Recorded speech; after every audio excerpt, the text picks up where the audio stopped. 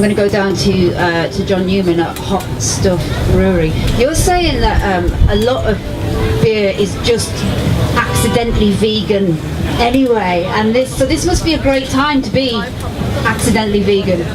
A lot of the modern, what is kind of called craft brewing nowadays, is basically vegan. We were contacted by a website called Carnivore, I believe, it's basically you can search for beers on that website and it tells you whether they're vegan or not. And we looked at our recipes and we realised, yeah, actually, the majority of our beers are now vegan. Not by design, but just by coincidence, really, in that we just don't use those products which are animal-based as beers. So it's more of a case now of breweries and brewers actually sort of considering veganism like companies would have considered vegetarianism before. So it's that sort of new way of thinking that we should perhaps market these, well, not market as such, but at least recognise that our products are vegan. So it's one of those things when you are choosing these dietary decisions, to actually think about what you're consuming when you drink, you really do need to think quite hard, and it's not really advertised very openly either. I was going to say, so at the root of this talk we were asking, is Deptford ready for all of this? So this is why it's very important to have Alec here, because Alec Snelling from the Full Nelson and the waiting room, he is definitely ready for all of this, and has been for 7 years. Can they hear you, Alec? Talk. Hello, hello. Oh, there you go, there you go. Alec, what I love about your spaces, especially the Full Nelson, as I was saying, I was in there the other day, you're creating spaces for people who are vegan, who can bring people who aren't vegan, and I'm trying to say, and you'd never know, but do you know what I mean? Do you know what I'm saying? Because we're going back to what I was talking about with Jay, the changing perceptions of how vegans are and how vegans act, and that perception would be that kind of 70s, 80s militant, don't drink. I always say a bit like, I don't know if you ever watched Blackadder, but you know the Blackadder 2, the auntie and uncle who were Puritans, and they turned up and they just wanted a raw turnip. Often that's what I think that's maybe sometimes what you're fighting against. My dad is like that. It's like, well, you create, I mean, I'll let you speak about your places obviously, but you're creating something that's very different to that. yeah, when we went into it, what it was trying to have a place where, you know, a group of 5 friends, there's more than likely going to be 1 or 2 people who still eat meat, and what it is it's rather than you go, perfect example, go for a Sunday roast, it's the vegetarians, the vegans that are always going to have like the bum wrap at the end of it. They're going to, you know, can't even have the potatoes because they're cooked in goose fat. It's always like an afterthought, whereas what we wanted to do was have somewhere where it was the flip side of that. Your meat-eating friend can have a really, really good burger, really good like side of chicken wings, and they actually appreciate it for what it is. You know, you have to go into it with a slightly open mind. It's never going to be exactly the same, but I think I was saying earlier, you know, you're always going to have that one friend who's like, meat, have to have meat, and is that how they sound? most of the time, slamming on the tables. In fairness, I mean, joking aside, there is always one person who just is outraged that there isn't going to be meat on the I mean, menu. we still have people coming in saying, oh, you know, I see that there's a veggie version, a vegan option. What's the meat option? It's like, well, there isn't one. It's sometimes I just want beef, but you know, fair enough. You can't please everyone. So I suppose what we're saying to take away today is just don't be that person that goes in and goes, otherwise, all your friends will talk behind your back like that one. But that's what we wanted to do. We wanted to be a bit more just inclusive for everyone, and so everyone can have. Tell me some of the dishes that you serve. I mean, we've got like a one of our good friends, Julie. She makes our burger patties for us on our chicken, and we have like 5 different or 6 different regular burgers, barbecue one, hot one, plain one. There's the 2 chicken versions as well, chicken wings.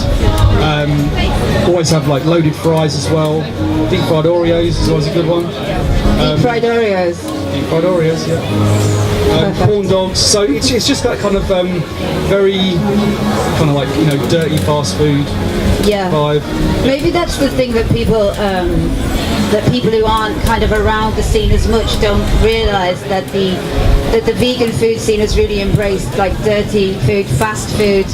So that it's comfort food, you know, the different you can go down there and eat really well. Jay Euro is really good on meat eaters that think they own the word chicken and they think they own the word sausage. I was going to say that I think we're far more educated now as people generally than we've ever been in this age of information, of Netflix, of documentaries, of there's so much information out there. When I think back to the 1980s, and not of my own experience, but what I've heard of my parents and people saying, that when wine bars first opened, there was literally like Lee-Crow milk, and that was it. And everyone thought that they were so cultured to have just this one thing because it was so new. And like, kind of fast forward to today, you recognise that people are addicted to experiences and products as opposed to their provenance. And so when we hear, like, you know, about a restaurant that offers corn dogs, chicken, and burgers, and it's because it's appealing to people's like base experiential want. They don't care that where did it come from. It's just, does it taste like what? Does it have a lot of those touch points that I have always like wanted? When you go to the game, you want to have, like, I don't know, like a hot dog and nachos with a beer, or when you go to do certain things, you want to have certain things that like embed memory. I just find that a lot of like those high street and a lot of businesses, like the accidental approach to veganism is because of the changing attitude of the world. Like things and the methods of production are changing at large, which is what, you know, saying with those beers, they're taking out these old traditional ways of doing it, or finding out that they use blood in the making of the wine. Everything evolves, and so this is a natural progression. Whether or not people now on a day-by-day basis feel that their meat consumption is very personal, very me, very them, like it is inevitable that in 20, 30, 40, however many years that all of these changes will be made. There was once a time that we had a panel like this about smoking in pubs, and you'd have gone, no way are we ever going to stop smoking in pubs. I kind of miss smoking in pubs though. Here we go, right. I do though, I miss it. It's just, I do. I don't even smoke anymore, but I think it's because I wasn't allowed to smoke in pubs. Do you know what I mean? I thought that it worked. Anyway, I think I'm digressing. What were we talking about? We were talking, right, so the point of the entire talk was about, is Deptford ready? So Deptford is ready a bit for veganism. It is ready a lot for veganism. Is it ready for more vegan restaurants and cafes? Do you encourage that? Do you want that? Sometimes when you go to places and they're on the up, and I'll use Leighton where I live as an example. The minute we started to get a few good places, the people that had the different places didn't want other people there sometimes. Do you know, you're smiling, you know this, when suddenly people go, oh, well, I don't want another coffee shop because I have the coffee shop. Do people here feel comfortable with this becoming maybe a vegan, I mean, where I live near Hackney Wick, they call it like the vegan quarter. I call it that sometimes. Would you be happy with that if it became like a vegan quarter and you've just got lots of places? Is there a demographic here for it? I mean, people always, like I was saying about trying to include everyone, vegans, if they've already chosen that kind of like diet, then they're always going to sort out the places that they want to go to. They're going to look for the really, really good places to go and eat, and they're going to travel to go there. But it's like it's getting everyone else to change their kind of mindset, I think. I mean, it's all about just regulating everything. If every single person was to just say, you know what, I think it was Paul McCartney or something. It was like meat-free Mondays or something. If everyone was just to do that and then realise how easy it actually is to not have to constantly have your, bacon in the morning, sausage at lunch, steak at night, whatever. It's going to change everything. It's like everything's going to become a byproduct of that, I think.